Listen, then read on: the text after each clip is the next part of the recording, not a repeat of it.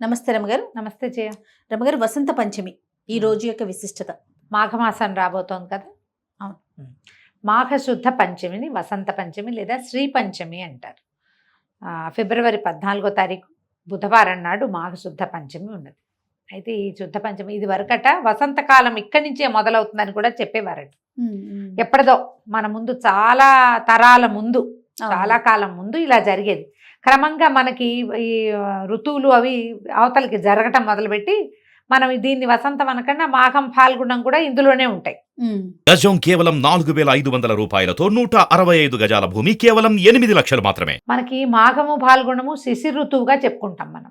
ఆకురాలు కాలం అంటారు కదా. ఇప్పుడు ఆకులు రాలిపోయి మళ్ళీ ఆకులు వసంతంలో చిగురిస్తాయి.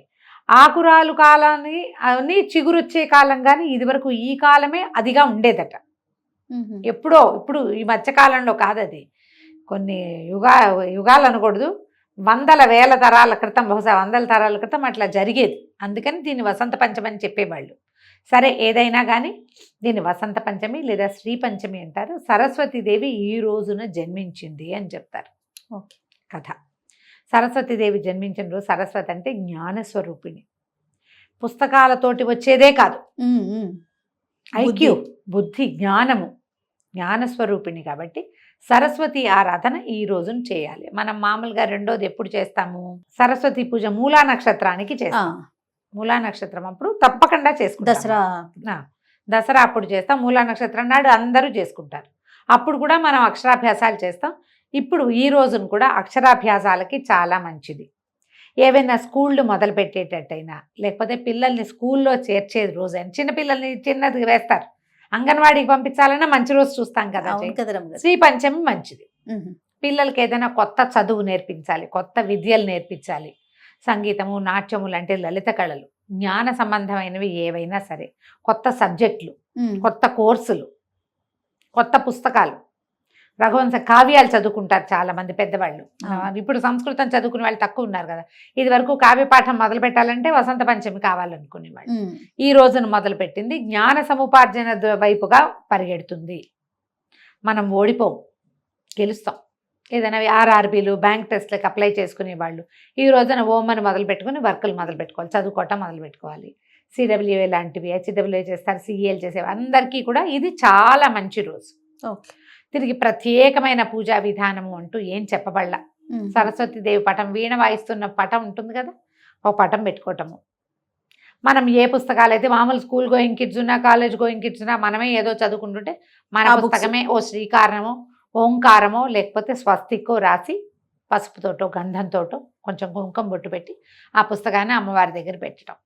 ఆమెకి తెల్లని వస్త్రాలు, తెల్లని పువ్వుల దండలు ఇష్టం. గంధం సమర్పించటం, తెల్లటి గంధం దొరుకుతుంది కదా, శ్రీగంధం. మన ఎర్రటిది రక్తచందనం కాకుండా మామూలు చందన సమర్పణ చేయటం అమ్మవారికి. తెల్లని పువ్వులతోటి అర్చన చేయటం. సరస్వతి అష్టోత్తర శతనామావళి దొరుకుతుంది, ఆన్లైన్ దొరుకుతుంది.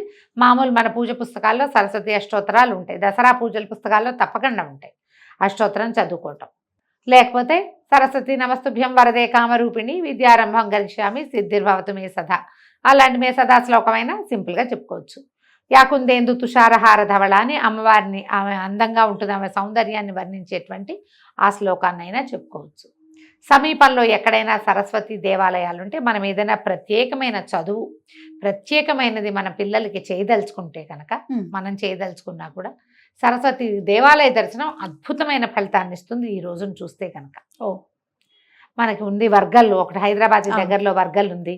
తర్వాత జ్ఞాన సరస్వతి అమ్మవారు బాసర్లో ఉన్నారు. ఎక్కడికి వెళ్ళలేము, తలుచుకుని దండం పెట్టుకుందాం, తలుచుకుని దండం పెట్టుకోవచ్చు కదా.